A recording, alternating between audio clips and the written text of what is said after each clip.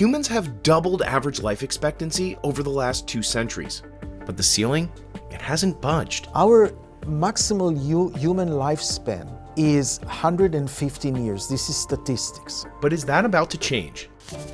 I've spent the past few months speaking to the pioneers who aren't just trying to push the limit on human lifespan, they want to eliminate it entirely. It will be a blink of an eye that we will go from we're all dead to wow, maybe not. And I even went to a longevity clinic to find out how long I might live. They told me that about 15% of people who go through this array of testing find something that they need to do something about immediately. My father died last year, almost exactly 1 year ago, from pancreatic cancer. So this is a very personal journey for me. And I'm feeling definitely lightheaded. So why is it almost impossible to live past 115? And will anyone alive today be the first to escape death? And then you said you like these? It's hard to grasp just how much Helen Glover has beaten the odds. I don't have any friend that's over 90. Helen outlived her husband. I was married to him for 82 wonderful years. No, I'm sorry, 85. And 2 of her sons. And I saw him lying in that bed with his eyes shut. And I said, Mama's here. He was 82 when he died. Once you reach about age 30, your chance of dying doubles roughly every 8 years. And you see that across populations, from poor countries to wealthy countries, it doesn't matter. That's called the Gompertz Law. It was first described in 1825, and it remains one of the most robust facts in human biology until today. At birth, the chance of dying within the next year is relatively high. That's the impact of infant mortality. But after that first year, the risk falls dramatically, and for decades, this line increases only gradually. Then something important happens. The risk of death goes from linear to exponential. And this is where we see the Gompertz Law in action. After age 30, mortality risk doubles every 8 years. Then by age 105, the chance of dying basically flattens out around 50%, basically a coin toss every year.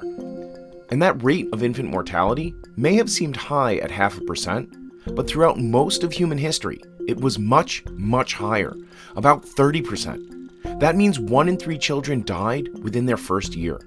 That all started to change radically over the course of Helen's lifespan. What happened in those 150 years is we did a lot of prevention. We cleaned the water, we built sewers, we have vaccination. So a lot of those prevention allow us to get older and older. Helen was born in 1917, a time when 1 in 10 babies didn't survive until their first birthday.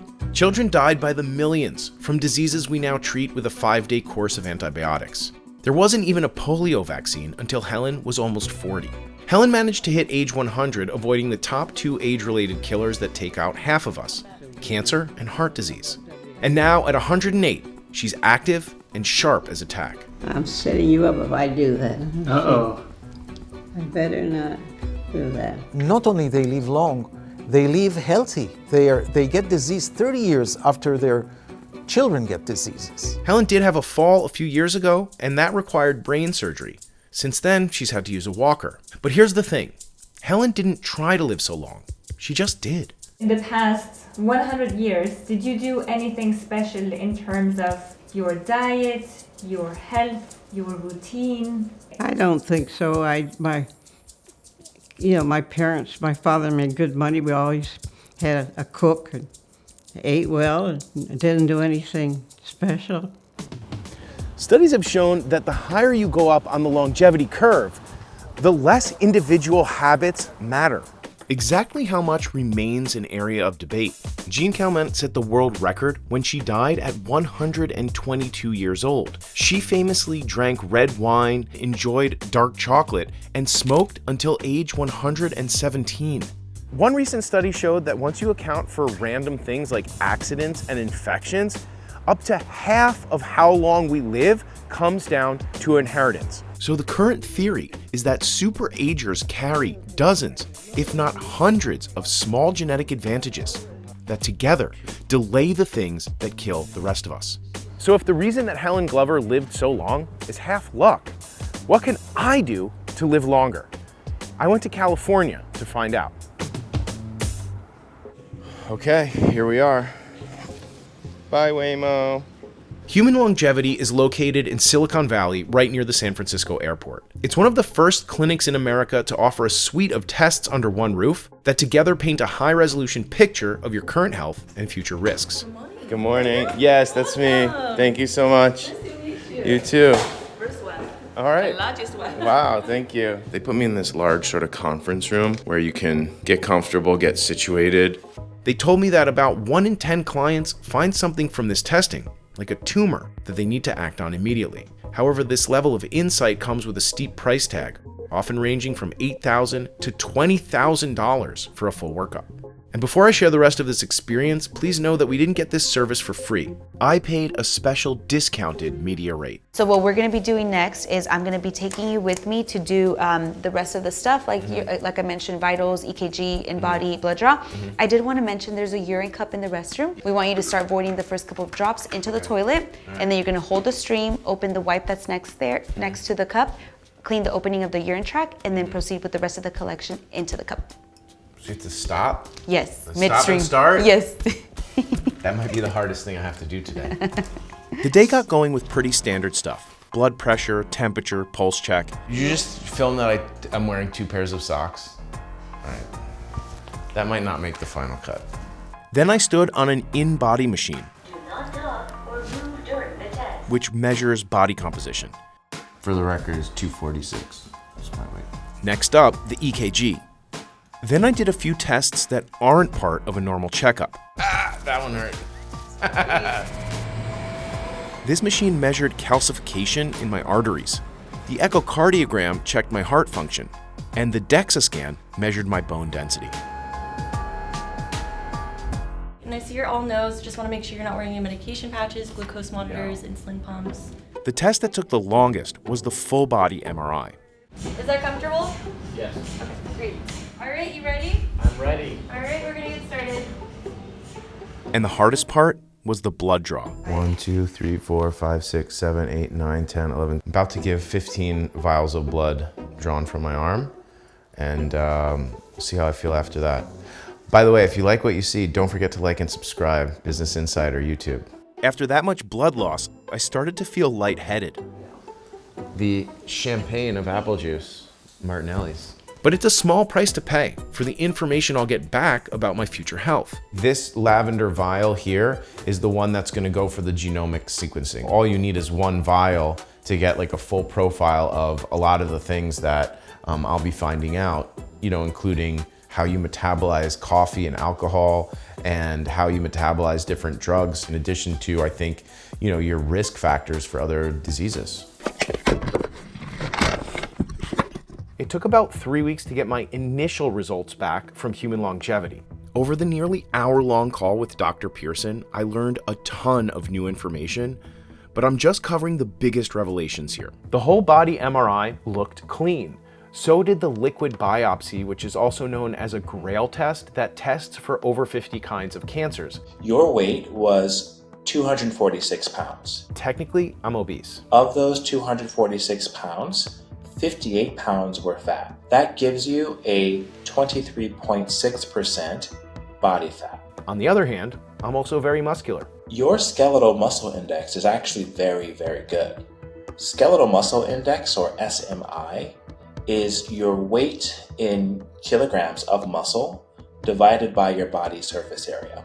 Your score was 9.8, close to 10. That's very, very high for a man, almost in the elite athlete category. My genetic tests were ready after about 3 months, and I'm happy to report that I have no additional risk for cancer. Again, we didn't find anything for you, which is absolutely great. I have an elevated risk for 2 neurological diseases. You have 1 copy of ApoE3 and 1 copy of ApoE4. So your lifetime risk for Alzheimer's is just slightly increased compared to the general population. I will just say that my initial reaction to this is somewhat alarmed, because that means that there's a 1 in 4 chance that I will get dementia. So for Parkinson's disease, you're in the 99th percentile for that. Your risk is up to 2.7 times higher than that Wow. So your lifetime risk is about 2.7%. How do we feel about that? Not great. Finally, a piece of good news. I have one of the genes that contributes to longevity. This FOXO3 gene, we think could be related to a person's likelihood of living past the age of 90 or older. Some people who are like super agers had certain changes in this gene. You have one of those changes, which is why it says you're likely to live to the age of 90 or older, which is great. Yeah, my maternal grandfather lived to be 98. I want to show you something. This is a photo of my grandparents. That's Grandpa Dan, who I'm named after. And this is a picture of him around age 94, 95, climbing to the top of a Mayan pyramid in Guatemala. And this is a photo from another trip we took where he's climbing to the tallest point in the Galapagos Islands. So according to my genetic test results and looking at my family history, on the one hand, I have some things stacked in my favor to live a long life. On the other hand, cancer took out my dad before his 73rd birthday, and that's very recent for me. So now that I know these things, what can I actually do to make a difference on the rest of my life? It turns out that part of the answer is already on the shelf at my local pharmacy. Okay, side note, I'm not getting the actual drugs right now, just the packaging, okay? So I'm not getting free longevity drugs that aren't prescribed for me. Just want to be clear. Thank you so much, Rita. Have a wonderful day. Be well.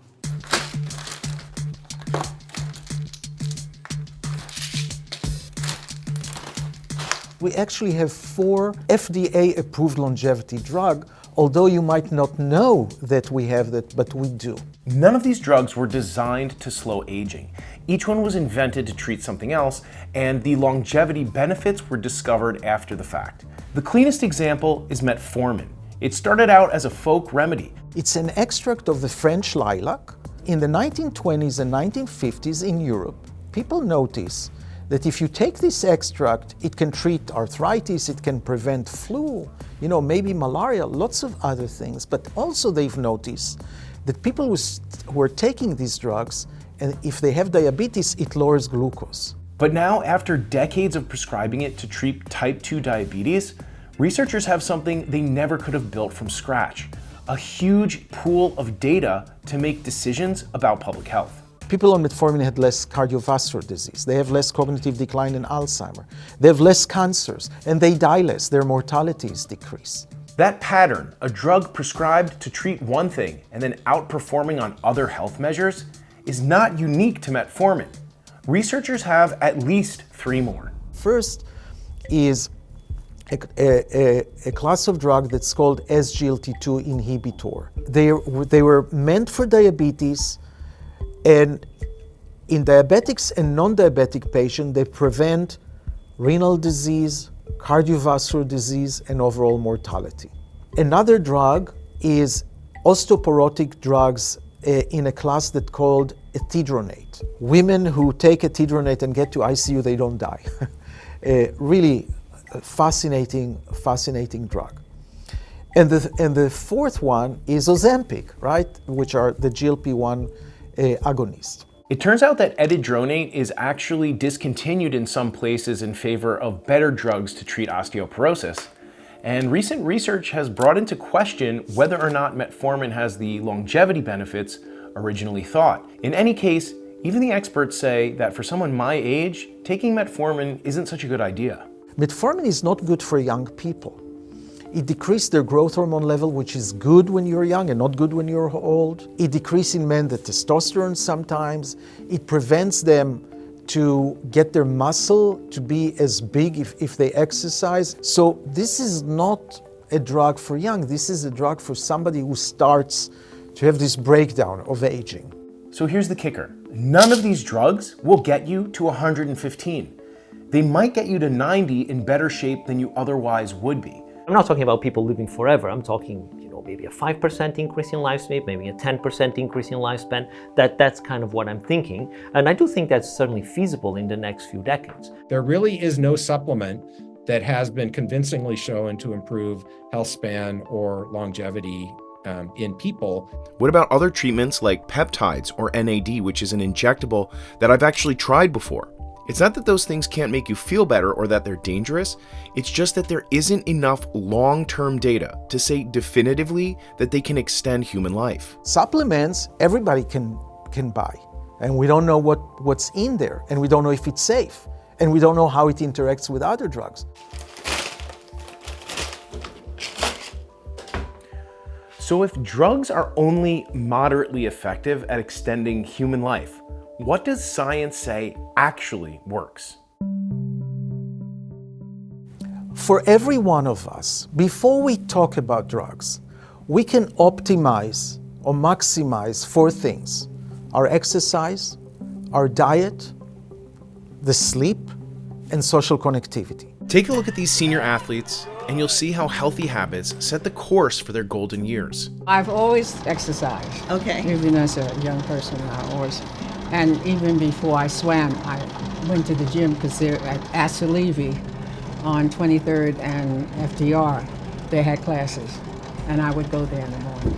Basically, I've always been an athlete. Ever since I was a kid, I really enjoyed playing. Back in the day, we used to play sandbox, football, basketball, soccer. Here's what the science says. VO2 max is one of the best predictors of overall cause of mortality. In other words, if you have a higher VO2 max, you're less likely to die than somebody who has a lower VO2 max. According to my Whoop, my VO2 max is 44. The average score for men is 35 to 40. Bryan Johnson brags about his elite score of over 64. The highest ever reported, at 101, belongs to Christian Blumenfeld, a world-class triathlete. The good news is that VO2 max can be improved by alternating high-intensity workouts combined with low-intensity steady-state cardio. After age 40, strength training becomes a non-negotiable. That's because you lose up to 1% of your muscle mass every year after that. It turns out that grip strength is actually a really good indicator of how long you'll live. It's not about the strength in your hands, it's that this test is a proxy for your overall strength that you'll need to be aging healthily. I got this one on Amazon, and the way that it works is first you tell the strength trainer if you're male or female, then you put in your age, and I'm gonna put in 39, okay? And then you hit start. So let's see what I score right now. Oh, not too bad. So this says the score was 65 kilograms, and that's considered strong for a male who's 39 years old. Studies have shown that for each 5 kilogram drop in grip strength, it leads to a 16% increase in all-cause mortality. In other words, the weaker your grip, the more likely you are to die young. When it comes to diet, caloric restriction has been shown to extend the lifespan in more organisms, from mice to yeast to worms, than any other intervention. And many studies indicate that incorporating whole foods instead of processed foods leads to better health outcomes. Here's what Tom, the 80-year-old powerlifter, eats. The diet that I follow is low in added sugars, low in saturated fats. What that translates into is limiting fast food. Insufficient sleep is one of the strongest mortality predictors we can do something about. Since getting my results back from Human Longevity, this is the main thing I started taking seriously. I got a Whoop to measure sleep scores, and this red light therapy thing to help me wind down. I even met the guy who invented it. I'm here with the doctor. The doctor's in the house. Are you a doctor? Well, I have a PhD, but not in medical science. Okay, so I have a you're co-founder who's a medical doctor. Okay, good enough. So now I try to be in bed every night by 10 p.m. In the short term, prioritizing sleep has been the most beneficial change I made. Studies suggest the mortality risk from loneliness is comparable to smoking up to 15 cigarettes a day. Helen's life centered around her faith community. When I grew up, I taught vacation Bible school when I was a teenager. I was a Sunday school organist, and I was secretary of the Emperor's League. So I grew up in the church. And data consistently shows that married individuals outlive their single counterparts. So exercise, diet, sleep, and social connection, these seemingly basic things have the biggest impacts. So even if I spend the rest of my life doing all the things we've discussed so far, I should have a long and healthy life. But if that's my goal, how can I measure if these behaviors are making an impact? You've probably heard this term, pace of aging. And what that means is that in my case, I'm turning 40 later this year. But based on my biometrics, my Whoop calculates my age as 35. So How does that work? My name is Steve Horvath. I'm the inventor of the epigenetic clock, which measures aging. As we age, chemical tags called methyl groups attach to our DNA in predictable patterns, turning genes on or off. Horvath's breakthrough was an algorithm that reads methylation and estimates a person's age from almost any tissue in the body to within a few years. A UCLA colleague handed Horvath a dataset gathered from sets of twins to answer an entirely different question. Can genetics determine sexual orientation? Horvath has a twin brother who's gay, so he decided to look at the data. And so I was very interested in that topic for personal reasons, and analyzed his data set, this methylation data set, and saw no signal whatsoever for homosexuality. Then I just said, let me see whether there's an aging effect. And the rest is history, because the minute I looked for aging effects, I was really blown away at the very strong signal for aging. Today, anyone can find out their biological age. Dozens of tests claim to measure it using saliva and blood samples or by combining other metrics. My Whoop actually calculates my age at around 35, which is 4 years younger than I am now, and then I took the labs that I got from Human Longevity and plugged them into this online calculator called the Gompertz Blood Age Calculator, and this came up with my age as 35.6. So you could see that even with these age calculators, there's a little bit of variance in the results you get. The science on this remains squishy, but some people believe that they can keep their pace of age low enough to actually escape death. There's this concept called longevity escape velocity, that today, for every year that you're alive, science is extending your life for about a third of the year. And there'll be some point in the future that for every year that you're alive, science is extending your life for more than a year. And when we reach that concept is longevity escape velocity. You know, the point is it's not 50 years away. It's the next, 15 to 20 years away. And some people have turned that quest into a kind of sport. The Longevity Cup is a year-long competition to lower biological age. And these 3 winners each took home a cash prize. The reason why it needs to exist is because I believe we might have a chance to achieve longevity escape velocity through competitions rather than other kinds of work. Are you talking about literally not dying? Yes, I am talking about literally not dying. 53-year-old Michael Lustgarten won first place. He reduced his biological age by 22.1 years. I have more than 60 blood tests overall over that 10-year span, and I also test 8 times per year. Michael documents his routine on his website and YouTube channel in extreme detail. He eats 1 big meal each day, and his body weight workouts focus on mobility. The question is, how deep do you want to go down the rabbit hole after that? You've got to know the what's under the hood stuff, cells, proteins, metabolites, etc. These longevity athletes do take supplements. Possibly the most recommended one and research one is creatine. So I would perhaps take that or recommend that. But I was surprised to find out that they aren't shelling out a huge amount every month. $100 a month, maximum $200, no more. So this is not out of reach, definitely not in the developed world for an average person. But there's one man who's already spent millions of dollars in his quest to achieve immortality. Meet the final boss of longevity, Bryan Johnson. You've probably already seen some of Bryan's extreme habits online. Yeah, a lot of people perceive my endeavor to be like this crazy rich guy doing weird things. And hopefully what I can explain to you today is actually what we're doing is very practical. My colleague, Hillary Brick, toured his high-tech home in 2024. We try to have perfect air, perfect water, and perfect light. Yeah, like it is a pharmacy in here. Everything you see in here is either measuring something or doing a therapy. Bryan rotates his mostly vegetarian meals and has experimented with hundreds of supplements. This is a morning drink. This is Blueprint Longevity Mix, and it has 20 capsules into 1 drink. So give it a go. Okay, it smells kind of like Tang. He works out every day, and his home gym is filled with expensive recovery devices. Like sauna has really good evidence. Like there's a very good basis to start.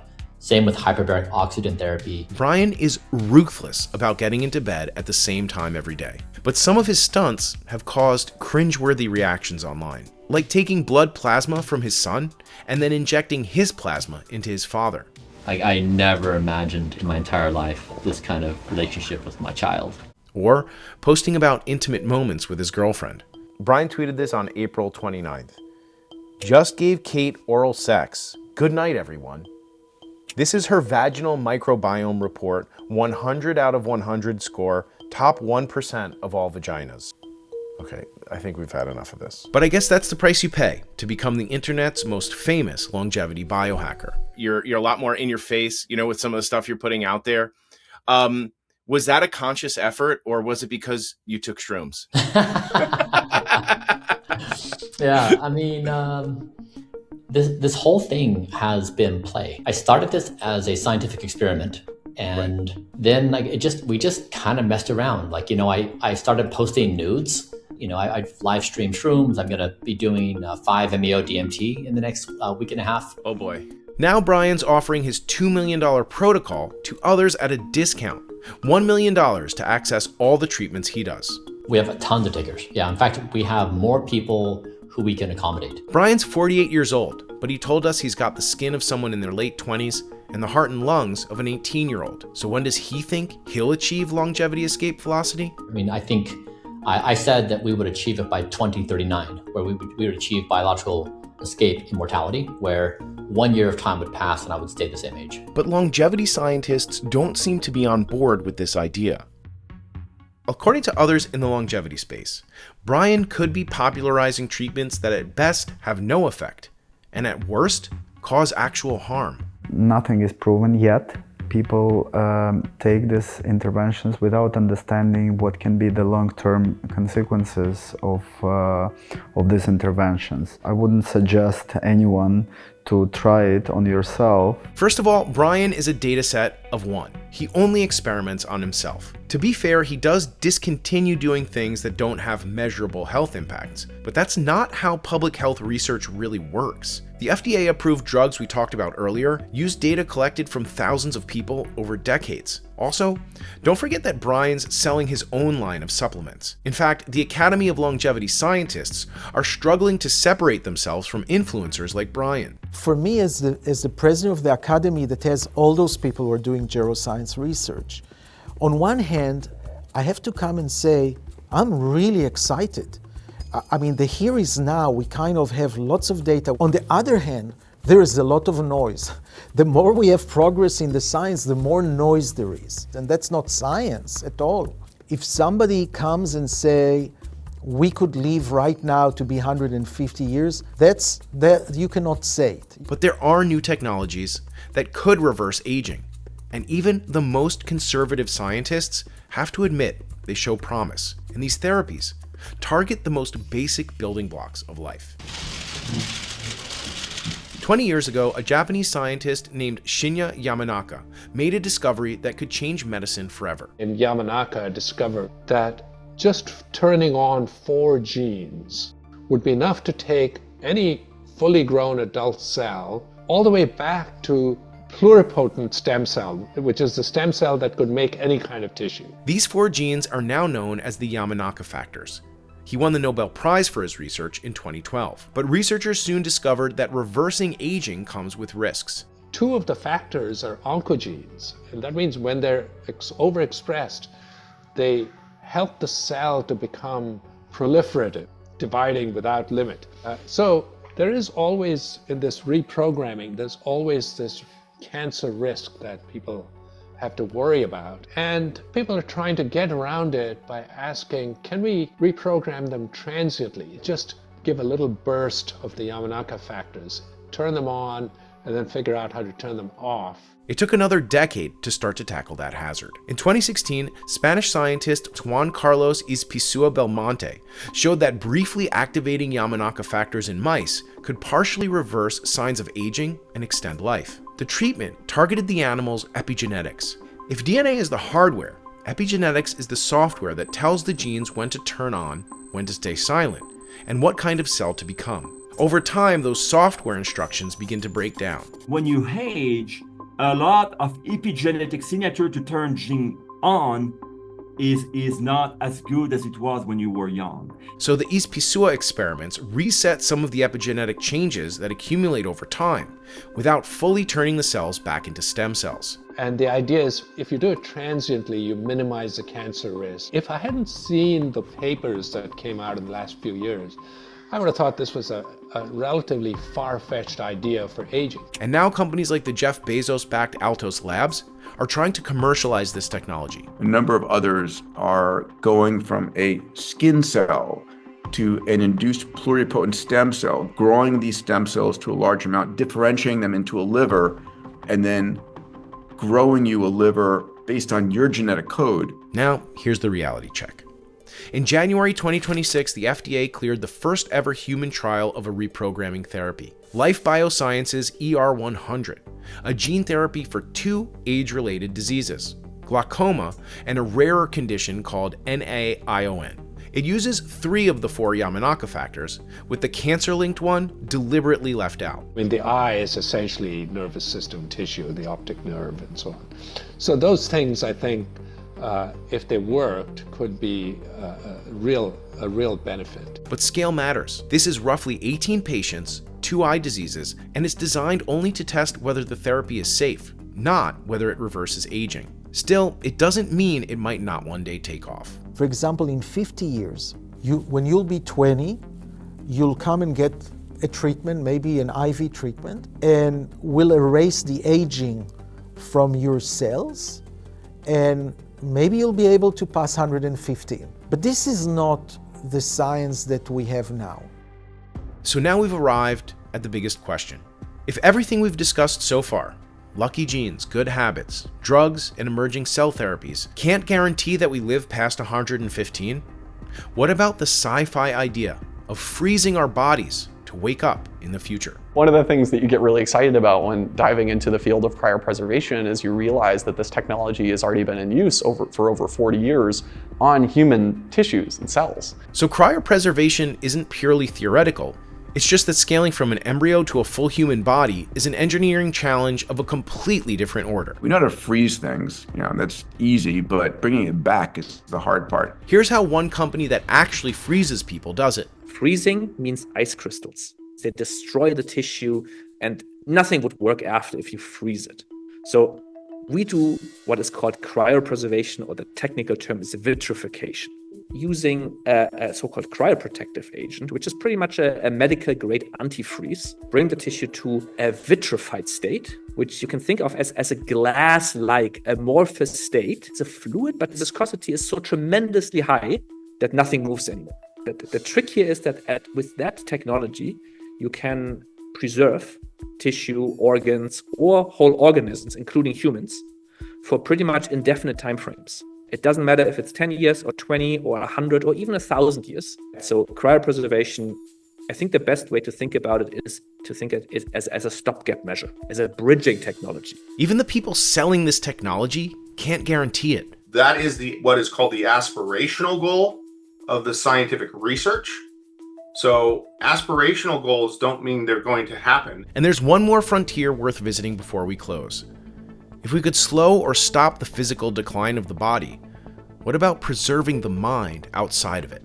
Researchers claim to have simulated the brain of a fruit fly on a laptop. That's an exciting development until you realize that a human brain has 600,000 times more neurons. So something like the San Junipero episode of Black Mirror, where people can upload their consciousness after they die to a server, that's still squarely in the realm of science fiction, for now.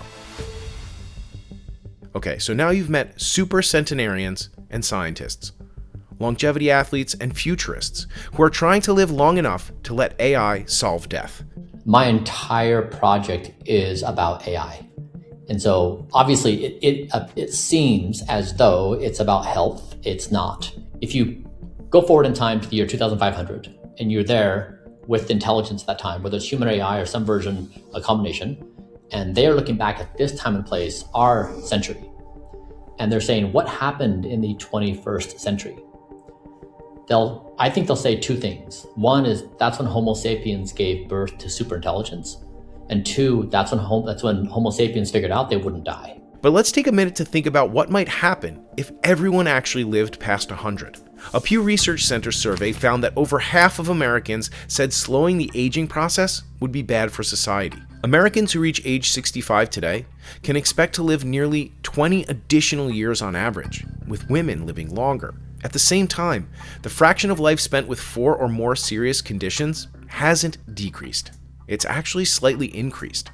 In other words, we're living more years, and possibly a greater fraction of those in poor health. Our current retirement and healthcare systems are already a ticking time bomb. What we see families on trajectory for is a pretty significant shortfall of anywhere between hundreds of thousands of dollars to millions of dollars if they don't plan for their aging trajectory now. So if more people live even longer, the way we take care of the elderly will require a complete overhaul. There must be new insurance plans, new pension plans, elderly care. That's more than $1 trillion industry overall. And right now, the richest Americans live approximately 15 years longer than the poorest, a gap that widened between 2001 and 2014.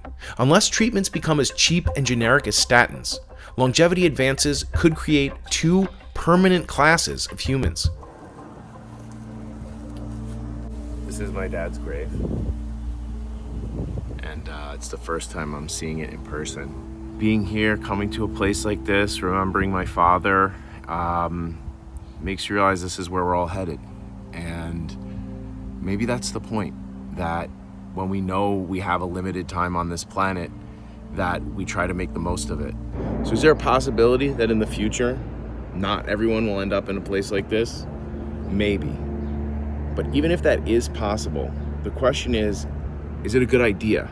Who gets that extra time? And what does it mean for the rest of us? Me personally, I'm okay with knowing that my time is limited, not knowing exactly how much we have, and just enjoying the ride.